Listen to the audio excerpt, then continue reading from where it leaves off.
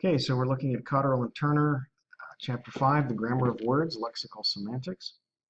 And the question was just asked, what's the difference between synchronic and diachronic word study? And this was on page what? Page 131. Okay, so diachronic means study through time. So the preposition dia with the genitive means through, and chronos means time. So diachronic means through time. So an English example would be studying the word's meaning in the 1500s, then the 1600s, 17th, 18th, 19th, 20th century, so on. Okay? So the word nice in the 14th century meant stupid.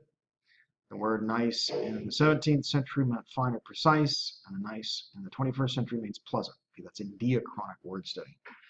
Synchronic is what are the different ways in which the word nice is used today, and what senses do those uses create? So nice is an expression of frustration or disgust. Oh, nice. Which has nothing to do with its meaning of pleasant. Okay? It's actually sarcasm that plays off the opposite intended meaning, right? Well, it's a usage, but the usage becomes a sense when it's frequent enough that people don't have to process, like, what do you mean by, oh, nice? You know, if I said something like, oh, pleasant, they'd be like, oh, pleasant? What's up with that? But nobody thinks that when I say, oh, nice. That tells you that it's passed from usage into common enough usage for its sense to be determined. Is that determined by cultural use? Yeah, frequency. So, you know, he's got a wicked set of wheels. When did the word wicked gain the sense of particularly impressive or cool? Well, it certainly didn't start off with that sense. Somebody started using it, and it caught on, and then it got used enough that we don't even hardly blink if somebody says the word wicked in a completely opposite sense of its standard usage. Now, there are some subcultures where the word righteous, I think it's an African American subculture. I've never heard it used in white context, in a non-theological sense. So some senses are subcultural and not actually a part of the broader linguistic community. So synchrony means same time, and diachronic is through time. Now, just the more educated a person is, or a writer is, the more potential there is for them to reach into the history of their own language and quote or use language that's currently archaic, but because they know it, they can use it. And even though they bring it into the present, they're bringing the sense of the past into the present. What would an example of that be? Well,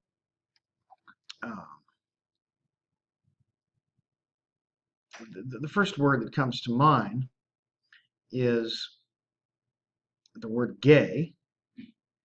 And so when you're reading stories, historical novels from 15 and 1600s, you'll read of someone having a nosegay.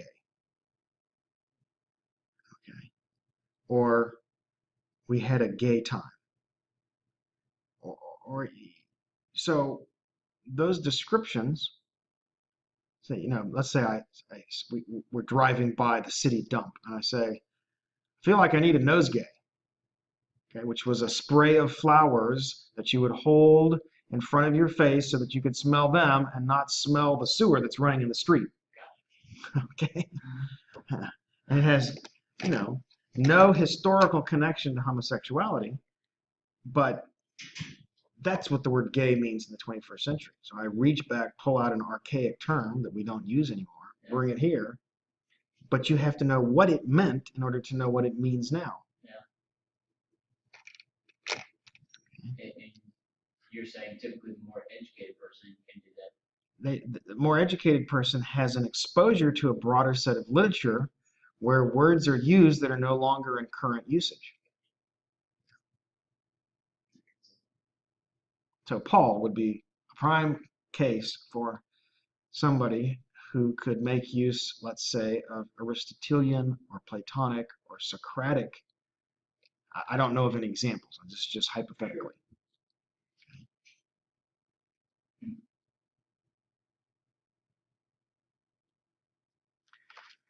All right. You explained anachronism before. Yeah. Could you give me a short definition to that again? The corresponding danger of anachronism is So on page 133 and 134, he discusses an anachronism. Short example: George Washington hopped in his Corvette and drove off to Philadelphia. Everybody laughs because there were no Corvettes in George Washington's time. Well, what have I done? Well, I've taken a contemporary idea and stuck it back in a time when it doesn't fit. So it would be anachronistic to say that there were gay people in the 1700s. There were no gay people in the 1700s because that word's sense, in the sense of homosexual, did not exist then.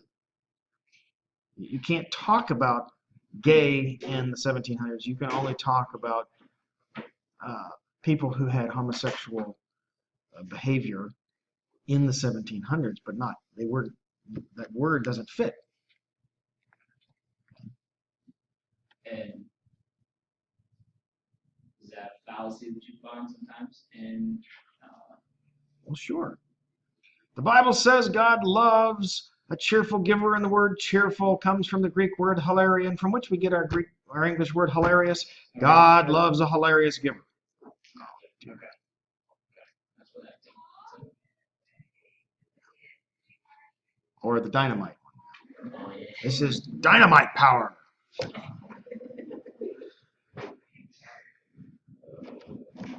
Okay. Good questions? Other questions?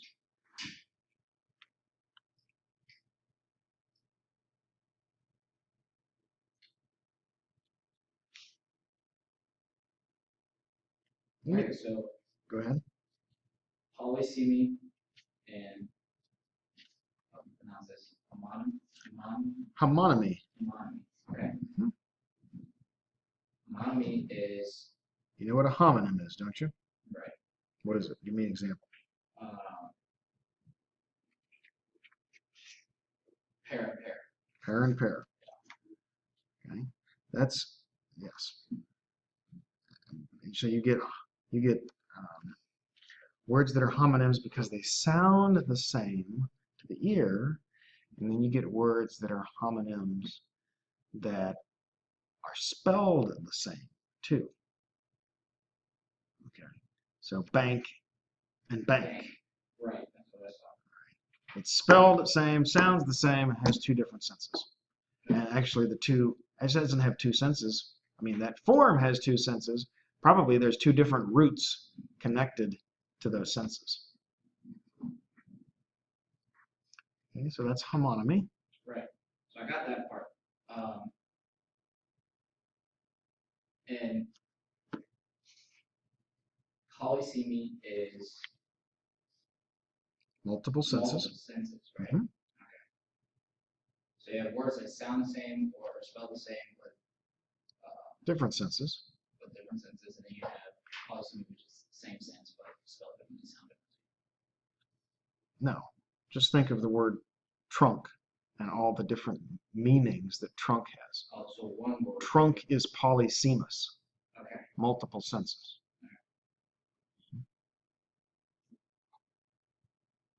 Like that section, I kind of understood. I wanted to like clarify so that Sure. I could send some information along. Now, I want to just focus for a moment on page 138.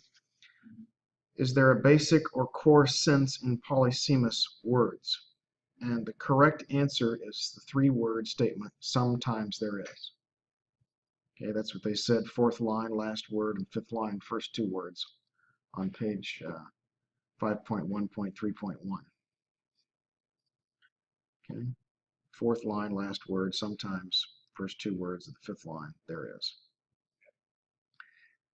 Now, what that means is you can't assume that there is. So, here's an example. We teach you that the word holy means separated, and that holiness is separation to God. Now,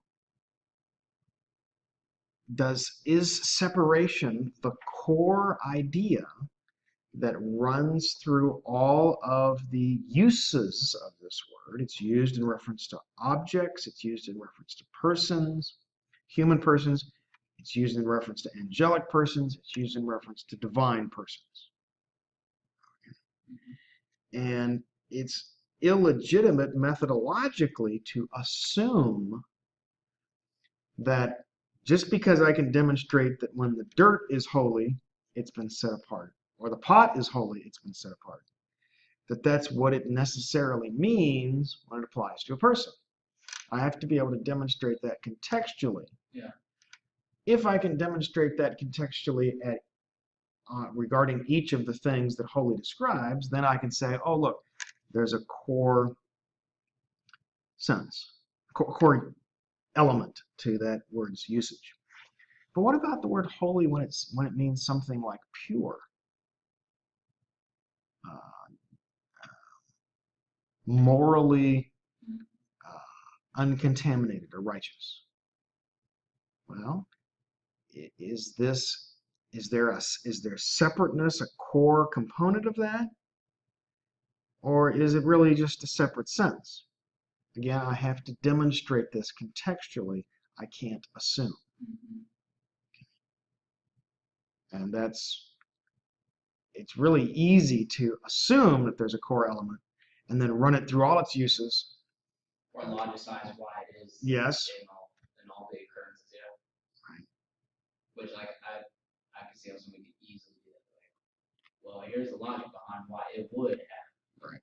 I mean, I can logicize that when you're separated, you are unmixed, you are pure. Right? So that which is pure has been separated from all impurities, and that's how holy can mean that which is pure. Well, maybe I'm right. And that may in fact be it, but I have to demonstrate this. I may not have to demonstrate it to my audience, but if I'm going to have integrity as an interpreter, I have to show myself that.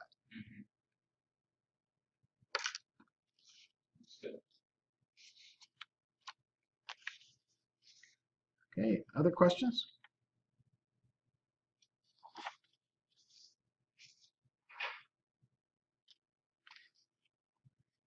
I was particularly interested in the excursus on kephale, since it impinges on 1 Corinthians 11. Yeah. Whenever I read this book back in '97, so it's been a part of my thinking on that topic since then.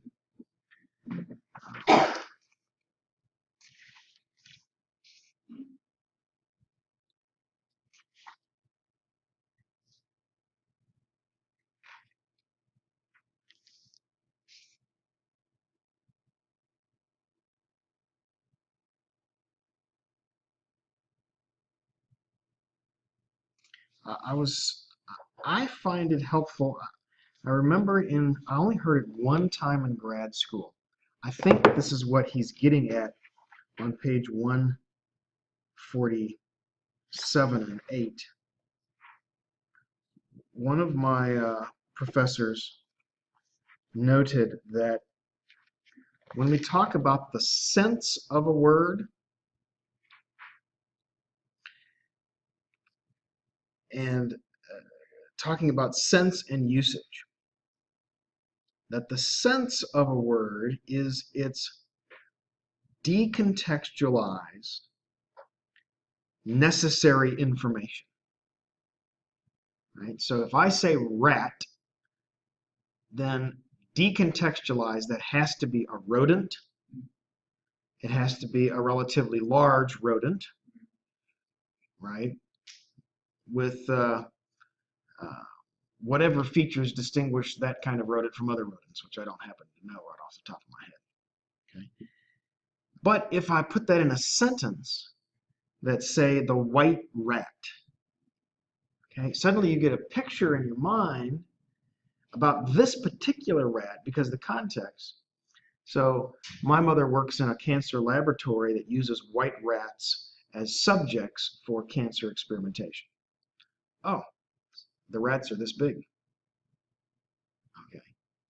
It's not actually large. So in that context, the sense, the piece of information that was large got deleted from the meaning because we know that laboratory rats are small, even though rat by itself normally means large rodent. Okay, so context can not only add information, it can also delete information that would be present with a sense, and you have to, again, that's why context is king of interpretation. So I think kind of just answered my question, which was going to be, how can you tell then, based on, how can you tell what's being added or what's being taken away? Is it just with context, or do you have to also? Well, no, there's an experience component. So if you had never heard of a laboratory rat, never seen one, and I said, my mom works with white rats in the lab, you would think, wow, they have some big animals in that lab. Right. Because you would assume that the normal sense information for that word fits the context. And it's only my experience in the lab that lets me know that these rats are small. Okay, so that's a component we can't reproduce for the New Testament. Yeah. And we just have to be aware that not having lived then, there are always the possibility that if we knew more, we wouldn't think what we currently think. So there's a lot to be lost in translation. well, it's not so much just translation as it is what happens is, I mean, I'm not translating in English right now. What gets lost for the listener is it's because of their lack of experience. So translation isn't a function at all here. But then again, it's not, although it can add or take away some information, it obviously isn't so significant that we can't understand what's actually there. Right. So if I say, you know, he threw him a right hook and then a stiff left, if you don't have no experience with boxing, your only experience is baseball, you might wonder what kind of a pitch just got thrown with that right hook. Yeah, right. Well, we would laugh at that mistake, but it's not because there's something deficient about their knowledge of context. They just didn't know what that hook automatically puts you inside of a boxing or fighting context. And if I said he threw him a curve ball and then a stiff left to the upper jaw, you'd think, wow, he must be using curveball metaphorically, like he faked him out or something, and then punched him left, because that's a baseball thing, and this is a, right? Language is so complex. Wow. I think it's amazing all the work the mind does on its own. Yeah. You know, subconsciously, like I don't have to try and do what you just explained if you were to You guys immediately worked with the words I gave, and you didn't think in terms of now metaphor. Those words don't even come up. All right, other questions about The difference between stereotypes and prototypes. the difference between stereotypes and prototypes? Where's that?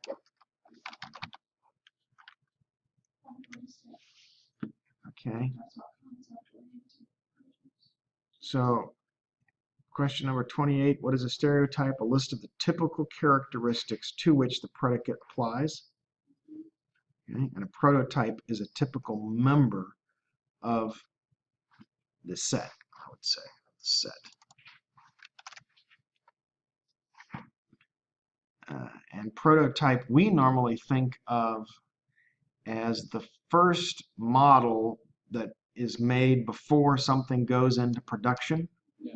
But here it's being used in a different sense as a prototypical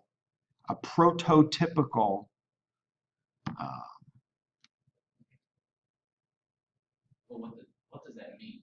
Because proto is from the Greek. What was the page again? 137? 146.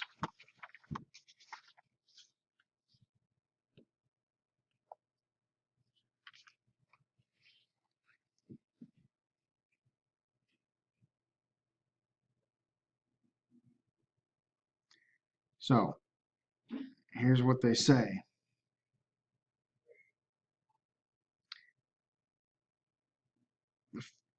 The features which make up the stereotype of a cup, in other words, those which one would normally include in the description of a typical or prototype cup. All right.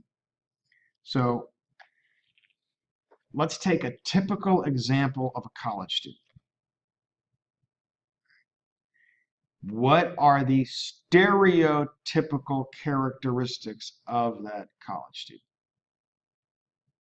All right. We start thinking about these characteristics. Well, the characteristics are the stereotype. The student is the prototype. This is the typical example of. So it's not the way we know. This is a new sense to you. We're adding a sense to your understanding. And so when I say the word cup, some people think handle, porcelain, small, tea. I think plastic, Kool-Aid, kid. Right. All right. So. But the stereotype would then be the fact that it's a vessel that holds liquid? Well, we can argue about what is stereotypical in English for a cup. But the truth of the matter is it's a function of our experience. Yeah. My kids would never think of a teacup, okay, because they don't ever use one of those. They only think of the plastic Kool-Aid cups that they drink out of. Okay, so there would be no handle. It would be flat-bottomed, curved-lipped, different colored, plastic. So those are the list of stereotypes. And the prototype in their mind would be this image that they can conjure up in their mind. So I guess I'm starting to see now that experience has a huge play on your ability to differentiate senses from different words. Mm-hmm. Which is kind of interesting. Yeah. So,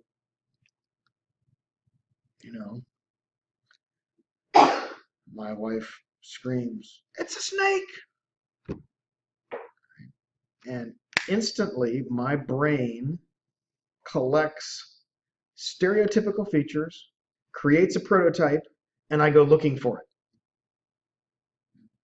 Okay? But that list of stereotypical features is a function of my experience. Yeah. So if I'm from South America, I'm thinking anaconda, Right. I'm thinking large, and I'm looking around, I don't see any snake, no snake, and there's this little weeny green garden thing down there. And they're like, "You call that a snake?" Right. Well, it actually is a snake, right? But it didn't fit my stereotype list. Yeah. Well, now that's a humorous example, but think about the word man. Okay. He's a man's man. Suddenly, this list of stereotypical features gets filled in. We create a prototype, and then that becomes the concept by which we live, or to which we strive to achieve, or by which we judge other people. Okay, and this is how sanctification is in many ways about changing the list of stereotypes in your mind so that you have the proper prototype. Right? If Jesus is the prototype, do your stereotypes for man match him? You say, nope, Jesus is the soft, white-handed, lily-livered, mamby-pamby, and none of what I think of as, well, okay, so the problem is there's a disconnect between your list of stereotypical characteristics and what they ought to be. So you name any role, husband, wife, child, parent, pastor, leader, suddenly all of those things get their stereotypical lists. We create prototypes, and then we judge the person we've got against that. Is my dad thumbs up or thumbs down? Thumbs up if he meets my stereotypical list, thumbs down if he doesn't meet my stereotypical list. So, I'm trying to grasp this concept between prototype and stereotype. So stereotypes would be like the different kinds of the prototype? No, the characteristics. Characteristics of the prototype. Mm-hmm. So in English we say, all Jews are stingy. Okay, so stinginess is the stereotypical characteristic that is being attributed to the Jew. And you have in your mind, yes, you have this prototypical Jew, and you've just said he has the stereotypical characteristic of stinginess. And we react to that because it's like, well, do they all? I'm a Jew and I'm not stingy. What are you talking about? Mm-hmm. Right. So would this be a proper example? So let's say the prototype is baseball, and then you list the characteristics that are typically the stereotypes of baseball: red laces, white leather, etc. Yeah. And then somebody pitches you a fluorescent orange baseball, right? And that messes with your conception of what a baseball ought to be. You say, well, I guess white isn't a necessary characteristic, though it is a typical characteristic.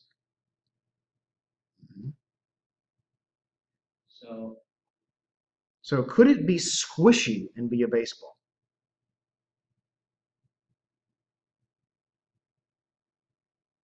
Would that then depend on how many are out there?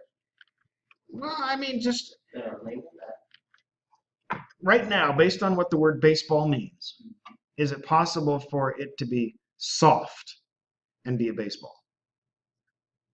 I think it would have to be based on experience, because I've had a baseball that's like Okay, soft. so somebody created a baseball cushion, and it looked like a baseball, but it was soft and squeezable. Okay, well then, what do we do with the fact that one of the essential stereotypical characteristics of a baseball, which is that it's hard, has now been deleted from this example? We do two things. We either say that's not a baseball, or we say, oh, the word baseball has multiple senses. And there's sense one, which is hard and leather bound, and the other one is anything that looks like sense one but isn't hard and leather bound. This is the way language handles these deletions of characteristics. this becomes significant when you're talking about people having the wrong prototype, like you said, of a man or of, say, entire sanctification. And they have all these lists of stereotypes of entire sanctification and end up being wrong because they don't have the biblical prototype in their mind. Right. So our goal is to help you, we don't, so this kind of jargon I don't think is particularly helpful. I would, if I weren't in this class, I would say, you need to know the biblical data. Well, in this class, we're saying that data is what informs your list of stereotypes so that you have the proper prototype.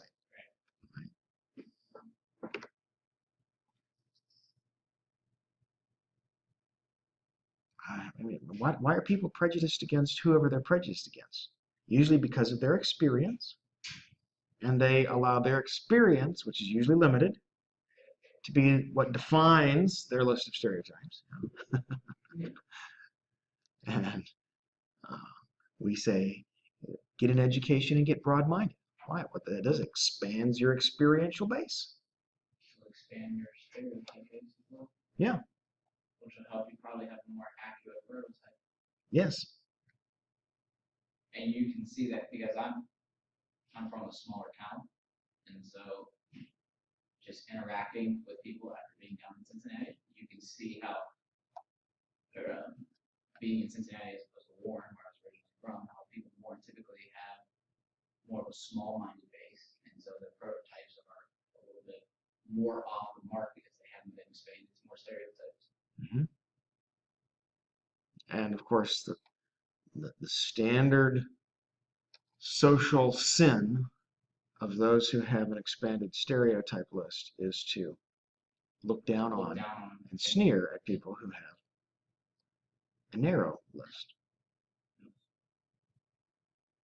And if God would be the greatest sneerer in the universe if that was part of his character, but that's not who he is, and so that's why he does not want us to be that way. I guess it's kind of why, like, for my desire, now that we're talking about all this and kind of trace certain things, I think that's where my desire to be a teacher comes from. It's because I know it's like not to be exposed to certain information and have a wrong idea of something. And I feel like it, having been there and then now having a broadened viewpoint, mindset, whatever, I can then teach others, hey, listen, just because you're at this point doesn't mean you have to stay there. Like, you can be more informed, you can be more educated. Right. As opposed to, like you said, sneer at them and say, well, I get education, what's wrong with you? You can do the same thing. I look at it as an opportunity to help better the lives of other people. That's interesting. Okay. Any other questions from the chapter?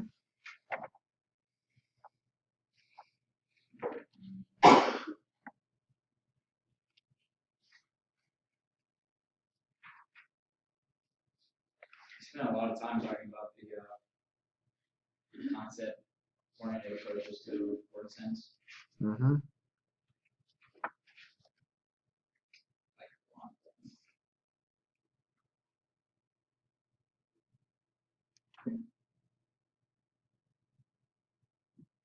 What exactly does it mean to, because I read this like 2 days ago and I didn't understand this part. The field-oriented approaches to word sense. A field-oriented approach. Let me just make sure on page 154.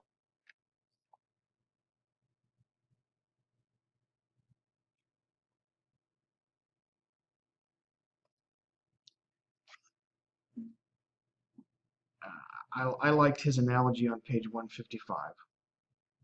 So here in this quote, under what John Lyons describes as a web of words, people often think of the meaning of words as if each of them had an independent and separate existence, but no word can be fully understood independently of other words that are related to it in delimited sense. Looked at from a semantic point of view, the lexical structure of a language is regarded as a large and intricate network of sense relations. It's like a huge multi-dimensional spider web in which one strand is such a relation and each knot is a different lexeme. Okay? So in Bible works, there's the lexicon by Lowe and Nida. Okay? And this is a lexicon of semantic domains or semantic fields. So we look at, let's just take the domain of furniture and ask, what are all of the words that fit inside the domain of furniture? Okay, chair, couch, stool, table, and so on. Does car fit into the domain of furniture? And we say, not any car that I've got. Okay. And if somebody's using car as furniture, they're probably wasting money. Right?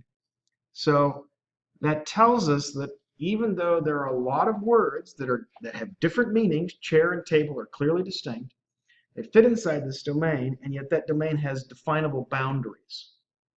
So it's looking at, all right, how do chair and table and stool relate to one another? What are the shared sense elements that link them inside this domain as distinct from the sense elements that distinguish them from one another? So, we'd like to say, well, furniture is stuff you keep inside a house. But then we say, well, what about lawn furniture? Oh, so it's not just inside a house. Lawn furniture is. Is there such a thing as car furniture? No. There's no furniture that goes inside. There's furnishings, but there's no furniture.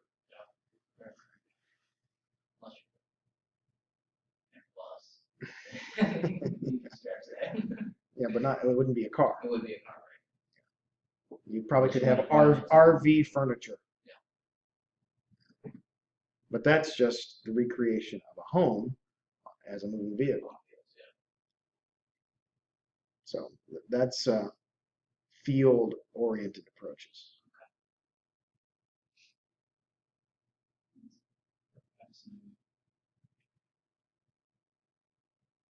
So one of the reasons why I have you all read this is not irrelevant. This is like understanding the soil you've got your hands in when you're gardening. Yeah. Right? And some people garden like me, and they don't have a clue about soil, and so they don't know why their tomatoes don't grow. Right? But the people who know what's going on in the soil, they put the right stuff in the right place, and wow, it's great. Right. I can afford to be a poor gardener. I can't afford to be a poor workman with the word. That's right. That's right. All right, I think that's it for today.